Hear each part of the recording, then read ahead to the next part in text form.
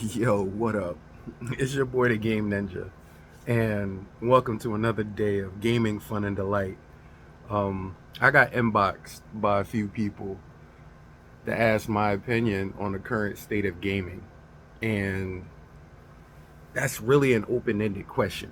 It is for a bunch of different reasons, but on the same token, it's really not.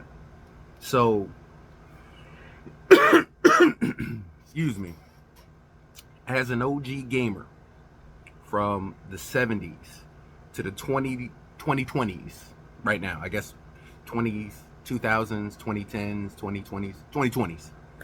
Um, Gaming has changed a lot, but it's not the gamers who have changed the industry. It is the companies that have changed the gaming industry. At one point in time, I would say even back in the 80s and 90s, when games were invented, they thought about putting games out that you wanted to play, that you would find entertaining, and that you would give them money for, so that they could keep make more of it. And that's the business aspect, and that's what I want you to concentrate on, because the gaming industry as it stands now has nothing to do with anything more than money. It used to be a different industry and a different animal, but subsequently over the last 2 or 3 decades, the driving focus has been on investors and pockets and not you. Which is funny because without us, there is no company. We fund them, they become the company. But it's funny because all the failed projects, and I'm not just talking about just one studio. You can go Nintendo, Xbox, PlayStation, and that's part of the problem right there. Nintendo, Xbox, and PlayStation. Those are the three biggest gaming companies right here, right now. But the problem is in the 90s, in the 80s to the 90s, that wasn't always so. You had Nintendo, you had PlayStation, you had Xbox, you had Neo Geo, Turbo Graphics, you had Panasonic 3DO Real, you had Atari systems that was out like the Jaguar, the 2600, the 5200, the 7800, the 800, the 400. You had the Sega Saturn, you had the Sega CD, you had Sega 32X, you had Nintendo Game Boy. You had all of these different gaming consoles out all at the same time. And there was a niche for everyone. If you were a certain type of gamer, like if you did like Neo Geo, you were definitely an arcade type gamer because that was direct arcade ports from arcades to home systems.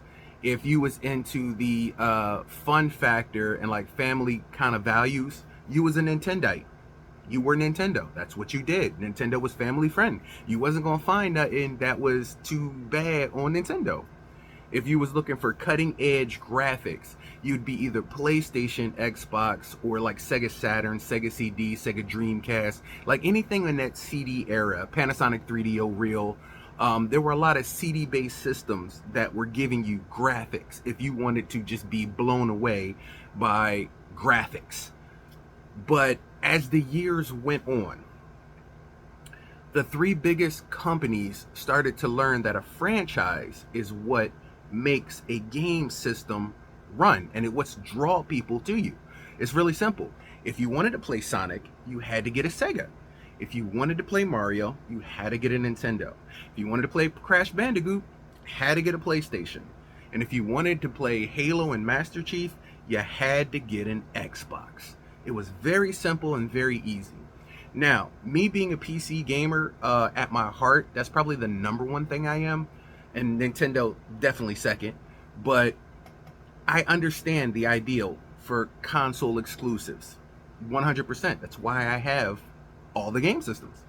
But on the same token, you can price out your demographic, and that's what's happening now. The demographic right now is being priced out of existence.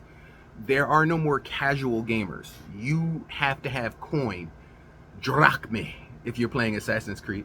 You have to have coin in order to game. And that's the reason why these free-to-play games everybody's flocking to. You're wondering why everybody's flocking to the free-to-play games is because you're pricing them out of the experience.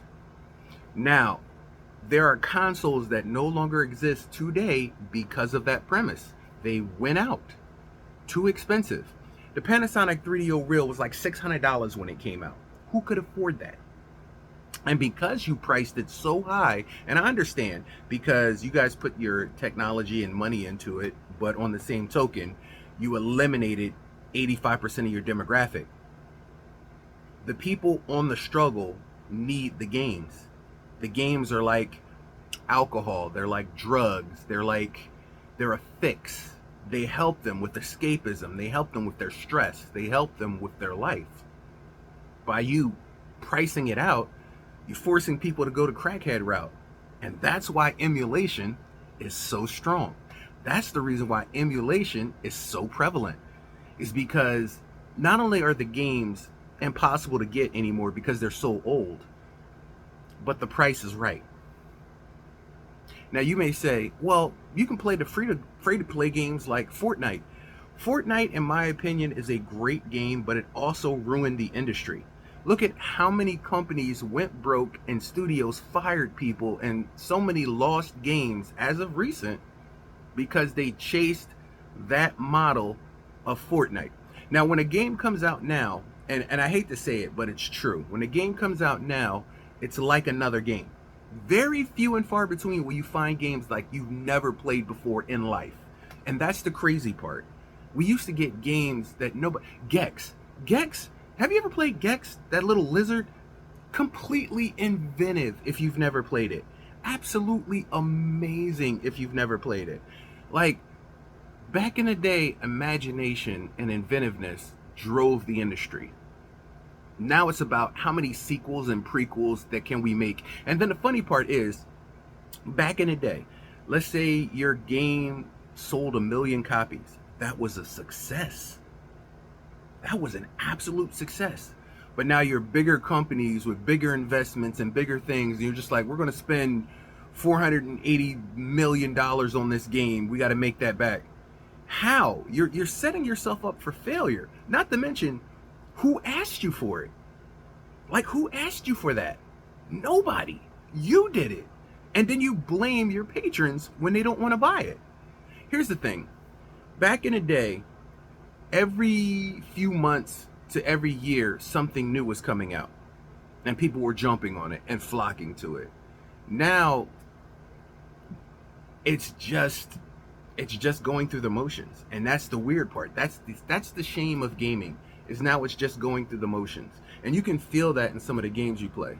For example, quite recently, I've played a ton of new games.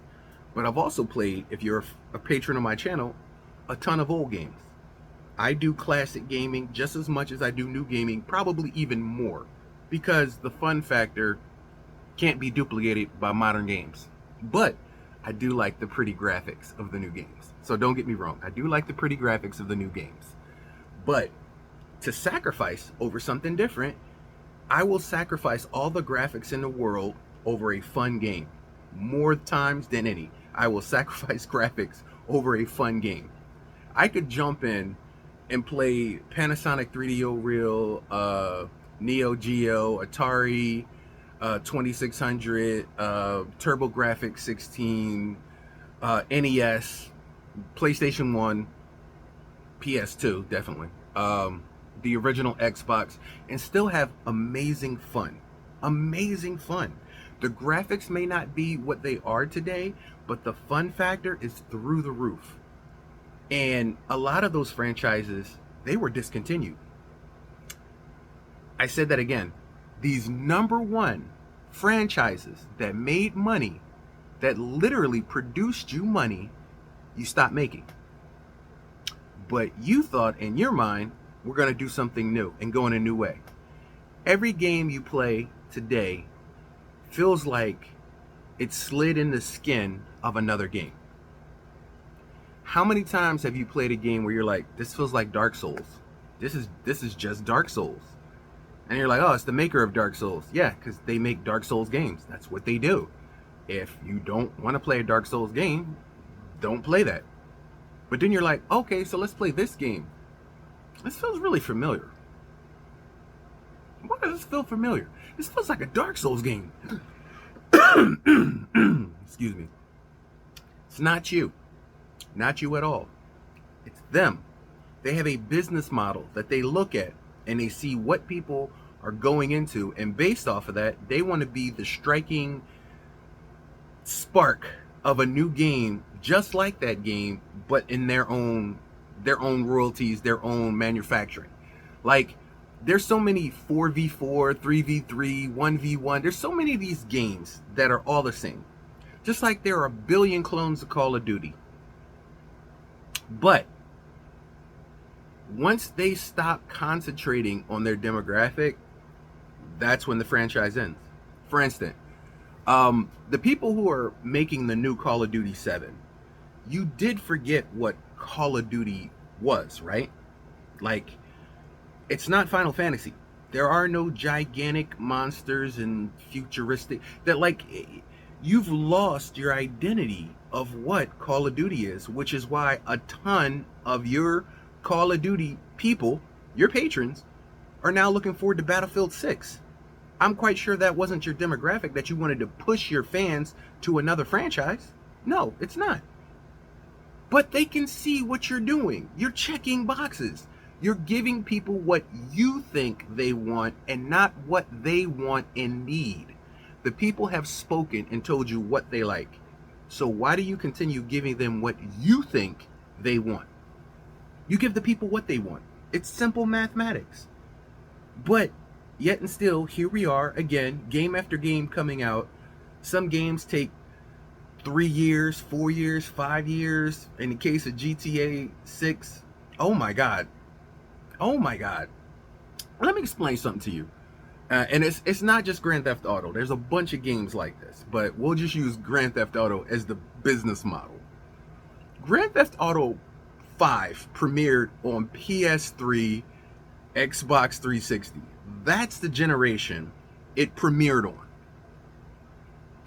So why in 2025 am I getting new digital deluxe versions with better graphics and enhanced mode of the same game that premiered on your 3-gen, 2-gen generations ago systems? Why? It hurts me that you literally want everybody to buy the same game on your next system because you made tessellation better, or you made the water look clearer. Let me explain something to you. Xbox 360, Xbox One, One S and X, Series S and X. Grand Theft Auto 5 has premiered on all of those systems. PlayStation 3, PlayStation 4, PlayStation 5, PlayStation 5 Pro, and now we're waiting for 6. Will probably be out when PlayStation 6 comes out. What is going on? And I can say this because The Last of Us premiered how many console generations ago? And then you got the remastered, then you got the remastered of the remastered, then you got the enhanced one with graphics, then you got the double deluxe patch, then you got this and that. And now they just recently come out with another Last of Us. It's just like, how many times can I buy the same game? Nintendo is notorious for this. But most of the time, Nintendo will give you something extra in the new game. For instance, Mario 3D World. How many system generations has that been on? So when the Switch came out, they're like, Mario 3D World. And you're just like, okay, so it's an upgraded graphics version of Mario 3D World. But I was like, no. But we're going to give you Bowser's Fury attached to it too, as well. You know, it's a brand new thing. And you're like, okay. And I kind of like that thinking, that if you're going to repackage an old game, you add a little bit more to it. Now, Nintendo is not prevalent with that all the time, because there's a lot of times where you're just like, I'm paying $60 for a game that I played on GameCube. Is there anything new in it? No. Any new graphics? No. It was the same game. Yes. You couldn't put it on like the online service? No. So why am I buying it? Because it's on Nintendo Switch. And you're like, okay, take my money. And PlayStation, Xbox, and Nintendo are the biggest last surviving console company generations. And it used to be, oh, I'm Team Nintendo. Oh, I'm Team Green. You know what I'm saying? Oh, no, I'm Team PlayStation. We Team Blue. I got a PlayStation wall, just so y'all don't know. Over there. I didn't want y'all to think I was play pimping. Yeah, I have a PlayStation wall. But it used to be like, if you want that PlayStation, you want to play that game, you got to get it. Like, you ain't getting Spider-Man 1 and Spider-Man 2 on that Xbox. You ain't getting it nowhere else. But then game makers decided to drive the industry a little bit. They got behind the seat and was like, well, I'm selling, 30 million copies through you.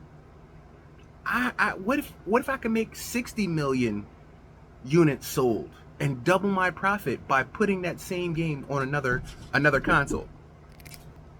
So yeah, like I was saying, they were like, if I put it on another console, I can double my money. And that's simple business. That's a simple business model to do, to triple, double, maybe even quadruple your income for the same game. That is a smart idea, but it ruins the console exclusivity. Like PlayStation was like, we just want people to be like on our network. And I get it. That's what a console exclusive is. But then they were just like, we're going to create PlayStation PC and we're going to send some of our, older titles over to the PC just to see how they, we know they perform better on that hardware, but let's just do it legally so that we can get that money and revenue from the PC generation, which is Microsoft. So by proxy, that actually is working with Microsoft, which, if you didn't know, develops Xbox. That is a Microsoft company. Don't know if you know, but yeah. So now you have PlayStation sharing with Microsoft through its PC platform. Then you have Xbox, who bought up 75% of the studios in a big cash grab so that they can get money off of the gaming aspect of it, which is a brilliant idea, except for you're eliminating the need for Xbox being a console, because people would have to buy your game strictly for your console. Like that Indiana Jones game. Brilliant game. Absolute fan service. Amazing. You know how many people wanted to get an Xbox or did get an Xbox just to play that Indiana Jones experience, which that's my game of the year. If you don't know, that's my game of the year. I played absolutely through it, loved it. Everything is amazing in that game. But if I just wait half a year or 8 months or something like that and I can get it on my console, then what's the point of me buying an Xbox? You eliminated the need of me buying an Xbox if I can get it on PlayStation or Steam. Like, you're shooting yourself in the foot, and I think the two studios working together like this is counterproductive. Which is why excuse me, let me get some water. My throat piece is dry as hell. Sorry about that. Not sponsored, but that water be chipping. I'm not gonna lie.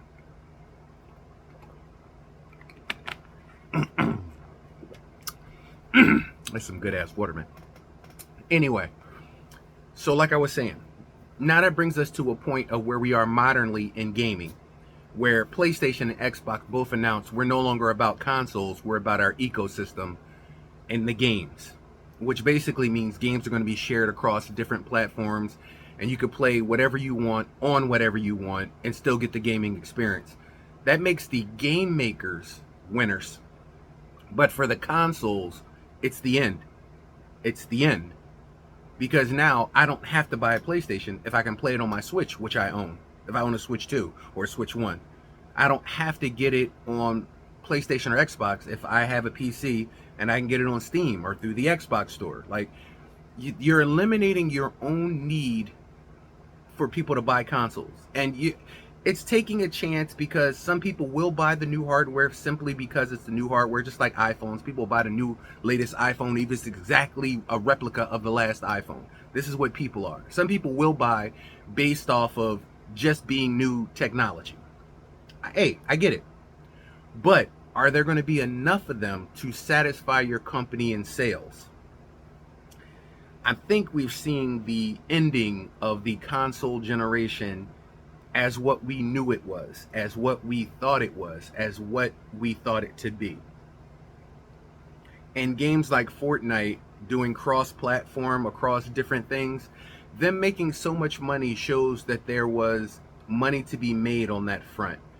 So free-to-play games that are cross-gen are absolutely amazing because I love playing games, and I've done games where I'm playing people on Xbox and PlayStation and everything else through my Switch and everything else, and I love the idea of cross-platform and cross-gen.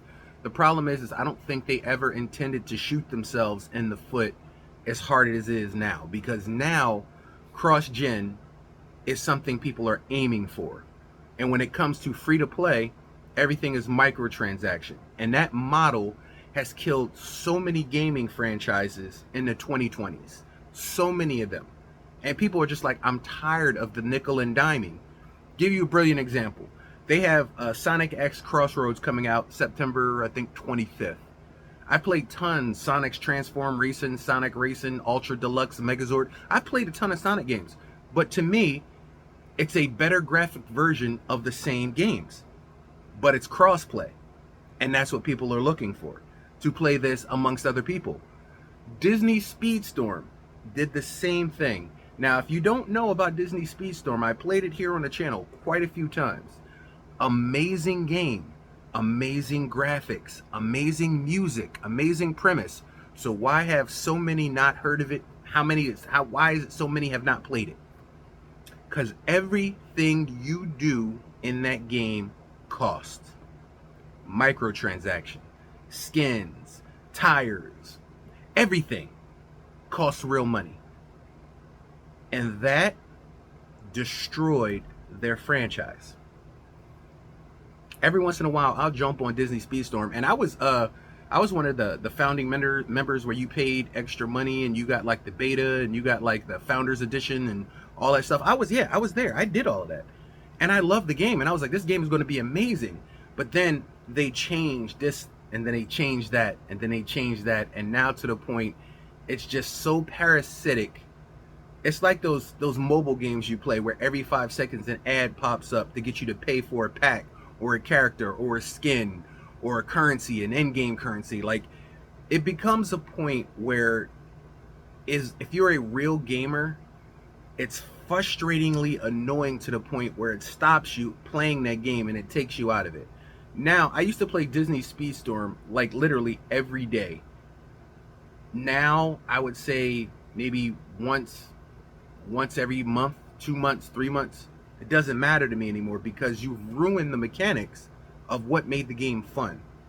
Games inherently are supposed to be fun, entertaining, story-driven. Even story-driven games, they're supposed to be fun. That's what the word game implies. When you suck the fun out of the game, that's the reason why Madden went down a hole, 2K went down a hole. That's the reason why all those game franchises went down a hole, because the microtransaction and money aspect of it is so parasitic that it destroys your love for the game. It just does.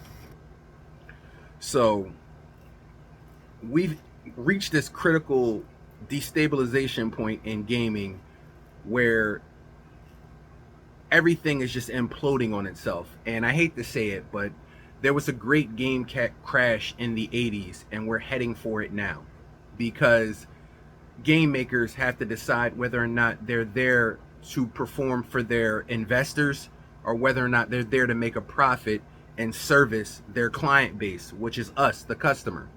And you got a point. You can't serve two masters. But if you continue to just cater to your investors, your games will continue to fail. Big, huge legacy franchise games over the last 2 decades have fallen into traps where they've literally become unplayable. People trash them. They even pay people to try to speak highly of them on like social media to try to boost their game sales. And then they wonder why it failed. It's because you're using the wrong model when it comes to your business. I wish we could go back to the 80s and 90s where people were looking to make a great game. Developers were looking to make a great game that their fans would absolutely love. And they thought about it. They had imagination. They had crazy things going on. I wish we could go back to that time, but we're not. We're here. And this is the reason why every once in a while I'll find a brilliant game, absolutely amazing game, fan service, graphics, everything. RoboCop is a great example. RoboCop Rogue City, they just came out with a DLC expansion. But how many people played RoboCop Rogue City? Not too many people. There was no huge campaign to push it to the people. I don't know why. Every 5 seconds I see a Fortnite commercial. Taco Bell, Burger King, Fortnite. Why wasn't that driven for RoboCop? But then again, the people who created the RoboCop game had their fans in mind. Fans of the series, fans of the material, fans of the demographic, fans of RoboCop. So if you want a RoboCop game, RoboCop fans would love. And the service that they delivered was absolutely top shelf. Now, a few games have done this recently. Indiana Jones being the next one. If you are an Indiana Jones fans and you have watched them Indiana Jones movies, I'm not gonna say Crystal Skull and beyond. Look, I'm not hating on y'all. I'm an Indiana Jones fan too, but after the Crystal Skull, I couldn't go with the franchise anymore. Like y'all lost what Indiana Jones was. I'm sorry. But the people who made the Indiana Jones game did a better job than the last two movies. They knew what the fans wanted. They delivered it in buckets. If you haven't played Indiana Jones and the Great Circle, you're missing a whole experience. If you ever saw an Indiana Jones and wanted to be in that movie, these games, these type of games that are fan service to the material, they put you in the shoes of your favorite people. And it makes you a part of the universe. And you have an experience that's so unique, it's almost impossible to put into words. Another game recently that did that, Hogwarts Legacy. Don't get talked down by all the negative naysayers about this and that and all this other stuff about that. Well, I'm not going to say her name, but you know JK, you know who she is. She has her own thought processes on the Harry Potter series. This is Hogwarts Legacy. Based off of that material and in that world, but this is a different experience. Don't shoot the artwork for the artist. Hogwarts Legacy is one of the best games ever made, especially if you're a Harry Potter fan. If you're a fan of the books and the world and the genre, it literally, in the material, it literally puts you in that world. Are you Harry Potter? No. You are your own unique character in this universe. And let me tell you something, down to the very last little detail. I don't like giving Warner Brothers credit for a lot of things lately, but I will give them credit when it comes to Hogwarts Legacy. Hogwarts Legacy was, I can't even put it into words. Like, if you go and watch Harry Potter and The Prisoner of Azkaban, and you go through the Hogwarts Castle and there's something in that movie, like in the corner, in the back, in the dungeon where you go down the stairs, you can do that in the game, and that's literally there. Like, it's literally there. Like, you can walk around Hogwarts Castle for a real life hour and almost never come back to the same place twice. A real life hour. You know how much kind of development that is? Sometimes when I play Hogwarts Legacy, I didn't even do a mission. I didn't even do a side story. I just flew around on my broom looking at all the pretty colors, all the amazing game design and levels and the water. I've been to the Black Lake. You been to the Black Lake? Nah, you don't even know that. Hey, do you know where the Chamber of Secrets is in Hogwarts Legacy? I do. I found the faucet in the right bathroom with the little basilisk on it. I found that shit in the game. That's not even part of the game. They just put it in there. Because if you're a fan, the people who made the game are fans of the lore. And that's what makes a great game. But that doesn't happen in these great games. Do you really think the people who made Call of Duty 7 were fans of the Call of Duty franchise? That's how we ended up there? No. Like, I've never played Battlefield. I started playing Battlefield, and within the first 20 minutes of Battlefield 1, and I'm playing it on my channel too, First 20 minutes of Battlefield 1, I'm like, yo, I'm digging this game. I'm digging this game. But there are certain games out there where 5 and 10 and 20 minutes in, and most games now make you play the intro. So you be playing the game for like an hour and a half to 2 hours, and then you come up to the thing and the words come on the screen. You be like, that wasn't even the game. That was just the intro. 2 hours for an intro. But there are few and far between of these experiences, and that's what destroys the legacy of gaming nowadays. Real gamers feel real games, and we're being phased out. It's no. There's nothing else to say to it. We're being phased out. You're being priced out of existence. So I would tell people, for the people who wrote in and asked for me to comment on this, and the gaming industry as it is now, the gaming industry is due for a fail, and money has everything to do with it. I'm not even going to talk about the recent price increases with tariffs and systems and everything else. I'm going to say, if we don't buy it, the product fails. Do you get that? So the real power is in the gamer's hands. If we don't buy it, the product fails. You can't sell something that nobody buys. Period. So don't let them take a crap in a box and sell it to you, and then you waste all your hard-earned money buying the crap in a box. Don't do it, because then they're going to do more of it. They're going to do more of the same, make more of the same, and they're like, oh, this is what they want. It's not what we want. But I will say, it made me think about doing a series of franchise games that make you want that console, since that is no longer prevalent anymore. So to Michael, and I think it was Jalen, who hit me up in the comments and asked me what I thought about modern gaming. 100%, bro. We being priced out of it. 100%. Fine. Or if you have a system right now that you love and you enjoy and you rock with and you fuck with, just stay with it. Just stay with it. Don't go no more. It's like playing cards. Like, you know when you need to fold, you know when you need to hold. This is one of those points where you just need to hold. Like, the gaming industry is sick, and unfortunately, we're gonna have to let it die in order for a phoenix to be reborn from its ashes. It is what it is. Like I already said before, if you watch some of my videos, I was like, I'm out. Like, this is the Nintendo Switch 2. That's my last. I'm out. Like, I ain't doing no Xbox 920. I ain't doing no PlayStation 17. I'm not doing that shit. Like, if y'all lucky enough to get that far, whatever. But I'm not doing that shit. $800 is way too much for a system. $1,000 is way too much for a system. You're in PC territory then. That's what you're in. You're in PC territory. So just buy a PC at that point. And all the games are cross-platform, so you'll be serviced there. You'll still be able to play the same games that are on Xbox and PlayStation. You just literally just play them on your PC. And then there's emulation if you want to do older systems, which is why they're trying to destroy older games. They're literally trying to destroy older games. I don't know if you guys read an article about them talking about that if you have like certain older games, you have to send them in, like once their game is like deleted and archived out or whatever they do to it, they want you to send in your game from home to them so it can be destroyed. Like, you're not to have copies of that game. Are you serious? If I paid money for a game, I own that shit. I know it sounds like slavery. That's bad, but I own it. Well, I'm gonna give it back to you. Are you giving me my money back? No? Then you ain't getting the game back. Like, what are we even talking about here? Like, I read that article, and for those of you who don't know, Google it.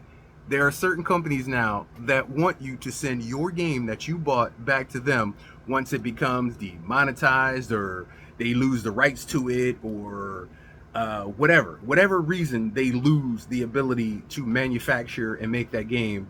They delist it, and then they want you to send your copy in back to them so they can destroy it. Nah, dog, that ain't how it goes. If I wear my drawers, if I buy my drawers and I wear my drawers, I don't expect like Safeway or Kmart or Walmart to come back 3 years later and it's like, yeah, so we discontinued that line of Hanes. We gonna need them drawers back. Nah, partner, that ain't how it goes. You ain't getting my drawers. Like, no. Do you understand how stupid that sounds? You want people to send back their game that they paid for to you.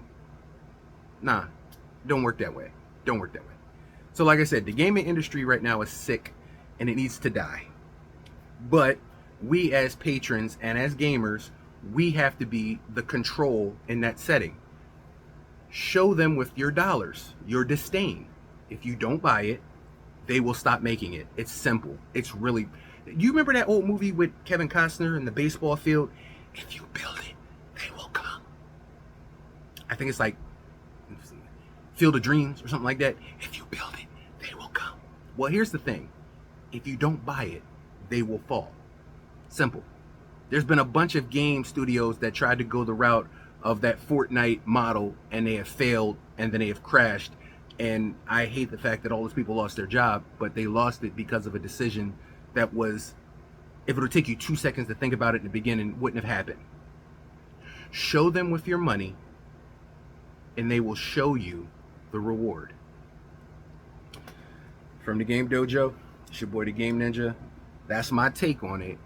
The game industry is ready for a fall and it's dying.